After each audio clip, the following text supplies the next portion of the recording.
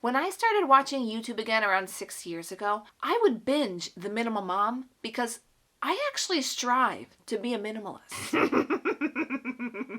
But through the years of wanting to have less stuff and to declutter, I found 3 methods that have had the biggest impact on my home. 3 methods that have worked really well for me. And I'm going to show you these methods while I attempt to try to declutter this horrible basement again, which I am convinced will never actually be fully decluttered.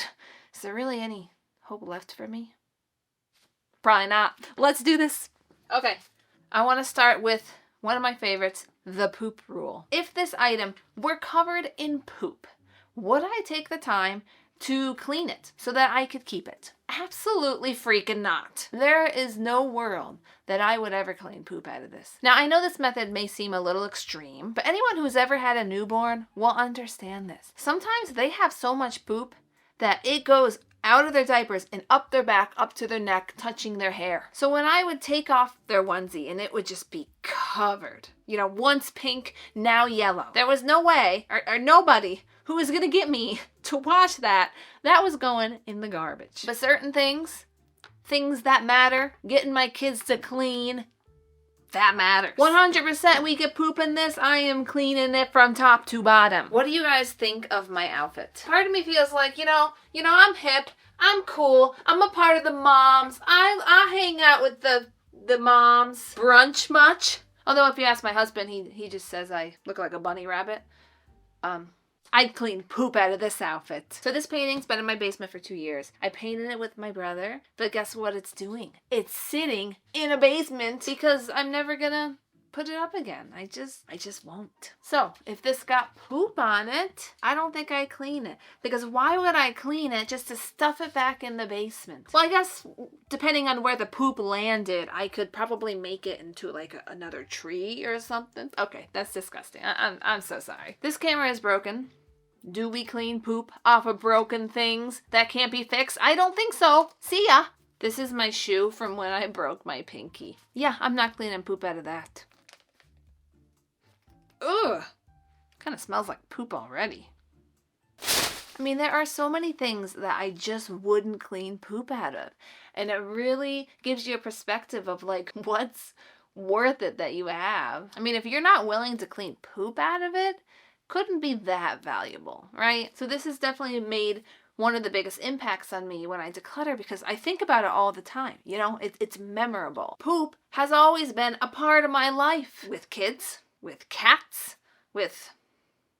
I won't go further than that. But the point is, it's a method I'm never going to forget. And so I think about it throughout my daily life when I'm looking at something and I'm like, oh, should I keep this? Should I not? If it got poop on it, would I just throw it out anyway? All right, let's throw it out then. Because we keep the dumbest things. For example, this little jar of paint. The reason I bought this is because I wanted to see if it would look nice on my wall. It's just a sample size. And what did I do? I painted it on the wall. I hated it. It sat in the basement since. A color that I hate, that I will never use, and it just keeps sitting here on the shelf, though I can't really get rid of it because you have to wait for hazardous waste day. So when that comes, bye-bye. Now I found this apron that I've been looking for, and I'm so glad I found it because I've been wanting to use it, and yes, I would totally clean poop off of this. So we're keeping it. But would I clean poop off an old Lego book of a set that's already been made?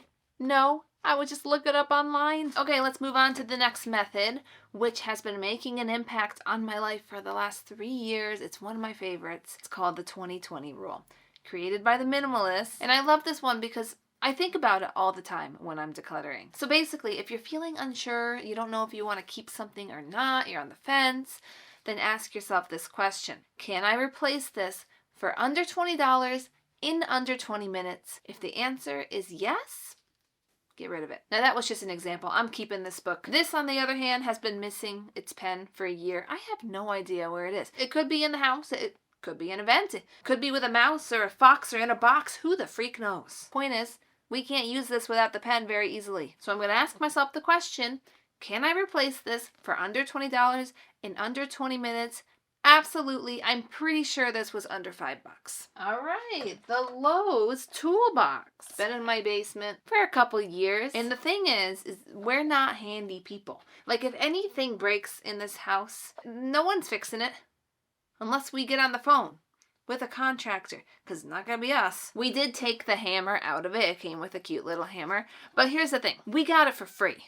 We went to the Lowe's workshop. They have them once a month. And all the kids got this for free. And they had a really fun time banging their hammers and doing the project. So I asked myself the question, can I replace this for under $20 in under 20 minutes? Well, I can get it for under $20 because it was free, but I can't get it in under 20 minutes because I have to wait the 30 days because Lowe's only has the event once a month. So because the answer is no, I do have permission to keep this if I want. But the truth is, I don't think I want to.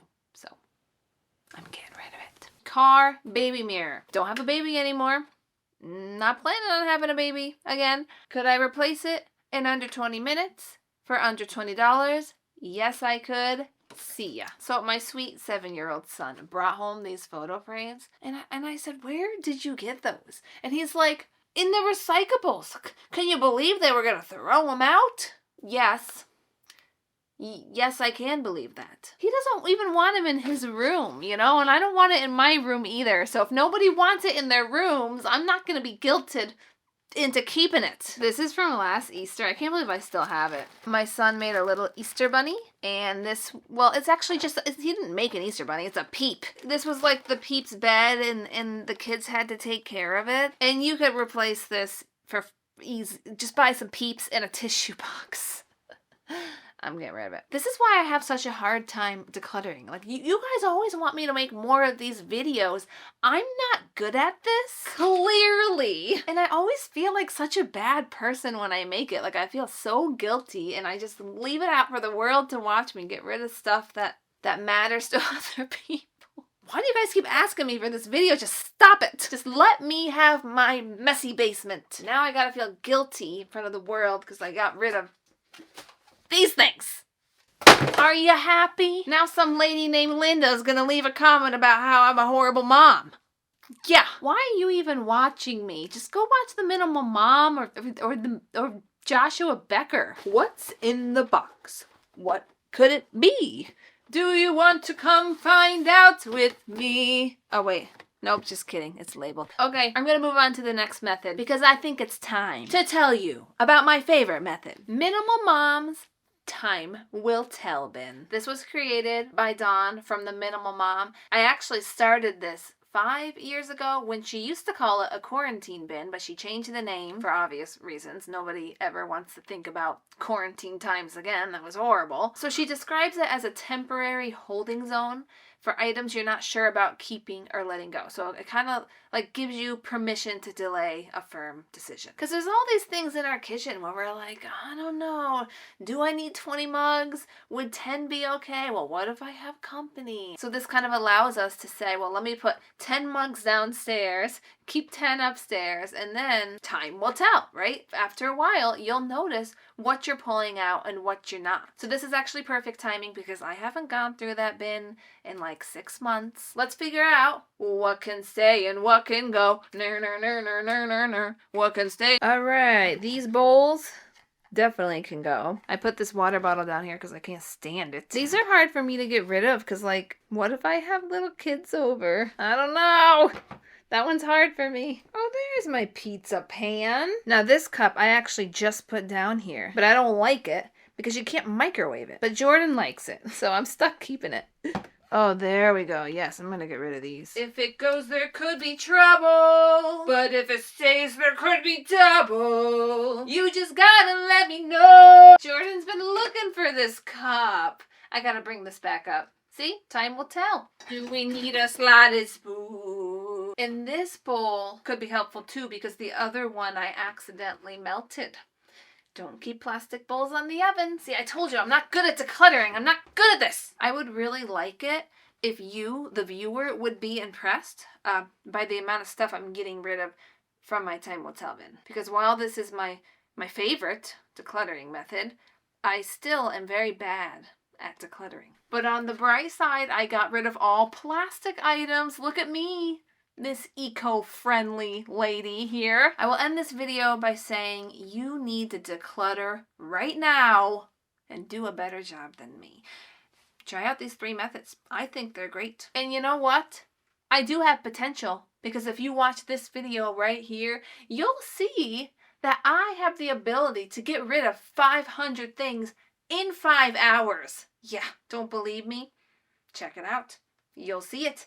It's proof, and it's done right in this basement that will never, ever, ever be fully decluttered. Ever.